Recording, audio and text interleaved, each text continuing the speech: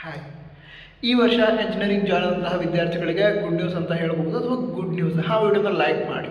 ಸರಿ, ವಿಷಯ ಅಂತ ಹೇಳಿದ್ರೆ SSB ಸ್ಕಾಲರ್ಶಿಪ್ ಏನಿದೆ ಅದಕ್ಕೆ ಅಪ್ಲೈ ಮಾಡೋದಕ್ಕೆ ಟ್ರೈ ಮಾಡಿದರೆ ಹೆಚ್ಚಿನ ಎಂಜಿನಿಯರಿಂಗ್ ವಿದ್ಯಾರ್ಥಿಗಳು ಅಥವಾ ಆಲ್ಮೋಸ್ಟ್ ಎಲ್ಲರಿಗೂ ಕೂಡ ಸ್ಕಾಲರ್ಶಿಪ್ಗೆ ಅಪ್ಲೈ ಮಾಡೋದಕ್ಕೆ ಆಗ್ತಾ ಇರಲಿಲ್ಲ.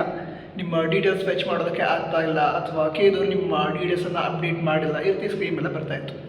ಜನರಲಾಗಿ ಹೇಳೋದಾದ್ರೆ ನಿಮಗೆ ಸ್ಕಾಲರ್ಶಿಪ್ಗೆ ಅಪ್ಲೈ ಮಾಡೋದಕ್ಕೆ ಆಗ್ತಾ ಇರಲಿಲ್ಲ.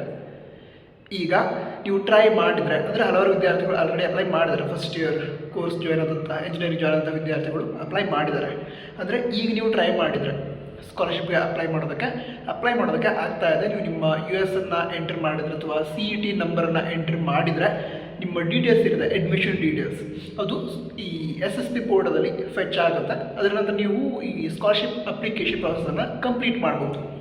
ನಂತರ ನಿಮ್ಮಲ್ಲಿ ಯಾರಾದರೂ ಆಲ್ರೆಡಿ ಅಪ್ಲಿಕೇಶನ್ ಹಾಕಿ ಮುಗಿಸಿದ್ರೆ, ಅಪ್ಲಿಕೇಶನ್ ಕಂಪ್ಲೀಟ್ ಆಗಿದ್ದರೆ ಫಸ್ಟ್ ಇಯರ್ ಇಂಜಿನಿಯರಿಂಗ್ ಸ್ಟೂಡೆಂಟ್ಸ್, ಅವರು ಬೇರೆ ವಿದ್ಯಾರ್ಥಿಗಳು ಡೌಟ್ಸನ್ನು ಕೇಳಿರ್ತಾರೆ ಕಮೆಂಟ್ ಬಾಕ್ಸಲ್ಲಿ, ಅದನ್ನು ಸ್ವಲ್ಪ ಸಾಲ್ವ್ ಮಾಡಿ ಇತರ ವಿದ್ಯಾರ್ಥಿಗಳಿಗೂ ಕೂಡ ಹೆಲ್ಪ್ ಮಾಡಿ. ಓಕೆನಾ? ನಂತರ ಆಲ್ ದ ಬೆಸ್ಟ್, ಸಿಗೋಣ.